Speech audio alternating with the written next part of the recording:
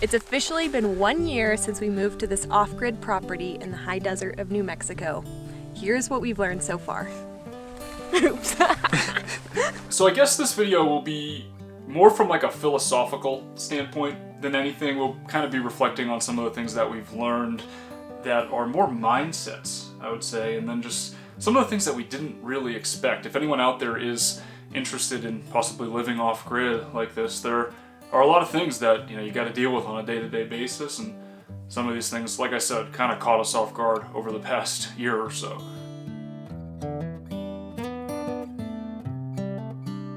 The first thing that comes to mind is patience. We knew when we were moving out here off-grid that things would probably take quite a bit longer, but we did not anticipate how much longer everything would take. When we moved out here, after having lived in vans for quite a while and then in Florida, at the house in Florida, in just kind of a suburban area, we kind of got used to just being able to go to the store quickly to get something or whatever, maybe heck in the van. We were usually just in the store parking lot already, like living in it for the most part. So this has been quite the adjustment. It takes us between 45 minutes to an hour just to get into town. We're 30 minutes from the closest gas station even, and small little convenience store. So when you need something, it can be quite the commitment to go out and get it. That means that if you don't have an ingredient for your dinner, you're probably going without, because there's no chance that you want to drive a whole hour just to get one ingredient. Another example is just delivery trucks. I know I've talked about this in previous videos a couple of times. UPS, FedEx, they won't come down our road if the weather is bad. So if it's rained a lot recently, or if we've been experiencing like a snow event or something, we'll have to wait quite a few days to get what we ordered. And then on top of that, we're also just really far from the distribution centers. So you'll go on like Prime, for example, and it'll say like 6 days or 7 days when, when we're in like Florida, it'll be like 1 day for the same exact item. So just gotta be patient, gotta plan ahead, and that's a whole nother thing. Another thing that I've had to be really patient with is the internet and cell coverage out here. I'll regularly be on the phone and it'll just cut out every couple of words, and I'll just have to fill in the blanks for what people are saying, and there's really nothing I can do about it. And as somebody who works a fully remote 9-to-5 job, it can be pretty frustrating because a lot of my time is spent on the phone or on video calls. But my bosses are really understanding, actually. They are just shocked that I can get power and cell signal and internet out here at all, so they've been really patient with me as well. That cell booster that we set up has worked wonderfully. Without it, we literally have no coverage out here at all, so that's great. And then we now have Starlink as well, which has been helping. We've basically tried every internet option that we can, and for the most part it works, but sometimes it doesn't, and you gotta be patient when that happens.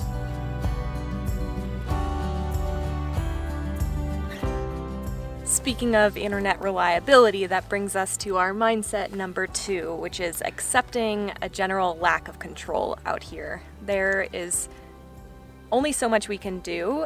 We can get every cell coverage provider, we can get Starlink, we can get a mobile hotspot, we can get every major cell carrier that exists in the country, but there is nothing we can do to prevent random momentary outages.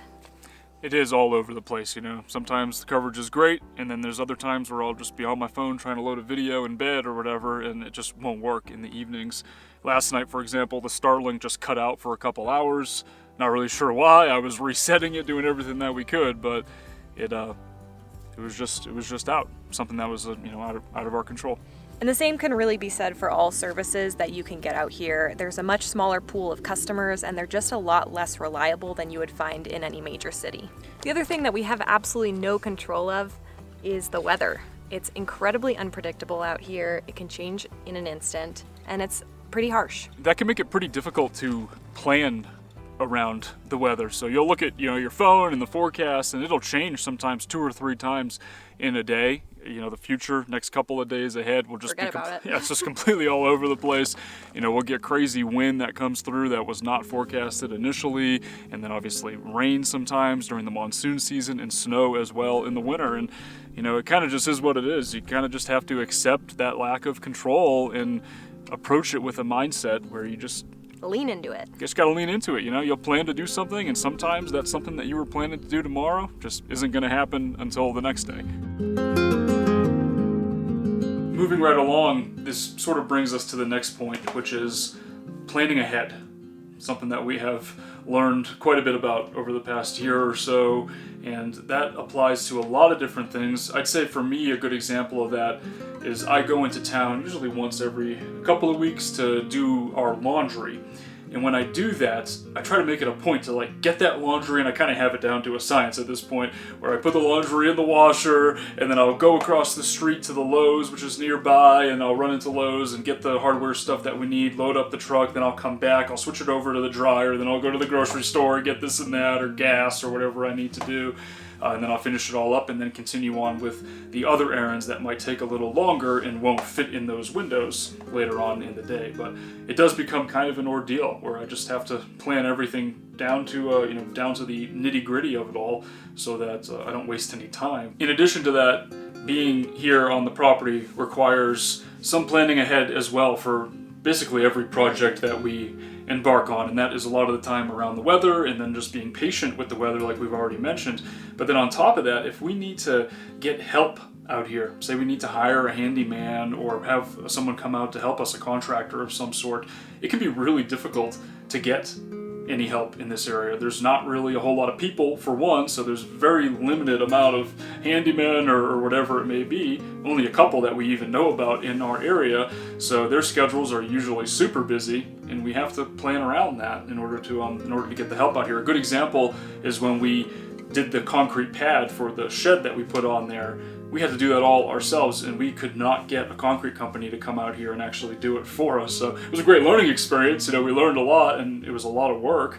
We probably saved a little bit of money in the end, but we also had to wait a little bit longer and had to plan around it. Another example of how it's near impossible to get help out here is why we don't have a well, which we'll talk about in a future video. And that has to do with the fact that there are only 3 companies out here that drill wells in the entire greater area.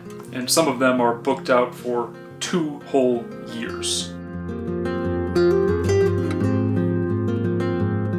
Speaking of not being able to get any help out here, that leads us right into our next point, which is the importance of problem solving and self-reliance. We did have a pretty good basis in some general construction knowledge coming out here from building out vans and remodeling houses, but really nothing has compared to what we've had to learn out here living off-grid. There is no 24-hour handyman service that we can call out here, so if something breaks, it's all on us. We have to exercise that patience we were talking about earlier and exercise our research skills and try to figure it out ourselves. Just stay positive in our mindsets and be willing to try to figure out those solutions. Fortunately, the internet does exist, so that has definitely bailed us out from a few situations. And we also just learn with trial and error, right? Things go wrong. We might not fix it the right way the first time, but we'll just keep plugging away and hope to not do too much damage. A couple good examples of this are just trying to troubleshoot our power setups and our solar setups that we have out here. We built them, so we're responsible for them, and when things go wrong, which they absolutely do, we have to have that patience and try to figure out what's going on. There's no utility company to call, and no one's coming out to help us with that. So same applies for any plumbing issues that we have, and we've certainly had our fair share of those as well.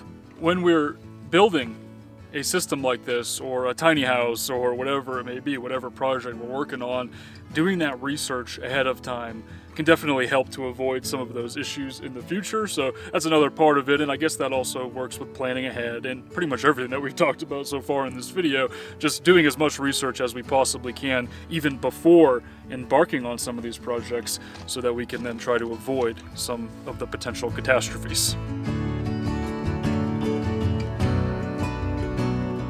Lastly, we just wanted to talk about the importance of relying on your neighbors and the value good neighbors can have. We've had the pleasure of getting to know a lot of our neighbors, many of whom have been out here for 40 years. Yeah, 30 or 40 years, very, very long time. And everybody who's out here is off-grid. There is no connection to any utility whatsoever. So they are a wealth of knowledge and have saved us many times when we've gotten stuck. Absolutely. Just calling them up, or even just, we go over and visit with them and they talk about things, and then those things happen to us or whatever it may be. Something that is invaluable. networking with folks that are living a similar lifestyle like this. And I guess that's part of the reason why we're making this video, just to try to share our experiences in case anybody out there is considering living in an off-grid, relatively harsh environment like this. There's an amazing Facebook group out here that we found because of our neighbors that has connected us with so many people and services. And I'm sure that plenty of other off-grid communities all around the country probably have a similar social media group, whatever it may be. Something to look for if you are considering moving to land like this and you're going to be remote. If you can find an online community like that, it can be really, really useful. And we should clarify that these neighbors, they're living off-grid like we said, but they also built their houses entirely from scratch with their bare hands. So like the amount of knowledge that they have, we talked about doing research and using the internet. You're not going to find a lot of that stuff, that true personal experience from the internet or from random research. Like, they are completely invaluable. I know I've already said that, but something that has helped us tremendously over the past year. I guess if you are out there considering living in an environment like this off-grid, it really does boil down to how you approach the situation. Being able to just stay positive when things go wrong, being willing to actively seek out solutions on your own without the help of others, and just being creative and doing the best that you can is really all that you can do. If you don't have that mindset and you're more negative and you're not really willing to try new things, I think you could have some challenges living off-grid, and it already is challenging enough, so adding in that mental challenge and those mental blocks will make things a lot harder. With all its challenges though, living out here is incredibly rewarding. There is nothing like building something for yourself and accomplishing something that most people take for granted. Things like making your own shower and having a hot shower, or putting in lights into your tiny house. Whatever it may be, day-to-day projects like that, feels pretty good. You feel very accomplished to get them done, and I think that probably adds to why we just keep coming back for more out here. We hope this video is helpful to anyone considering off-grid life and whether or not you're cut out for it. Can't thank you all enough for watching and for following along on this journey. We'll talk to you guys in the next one.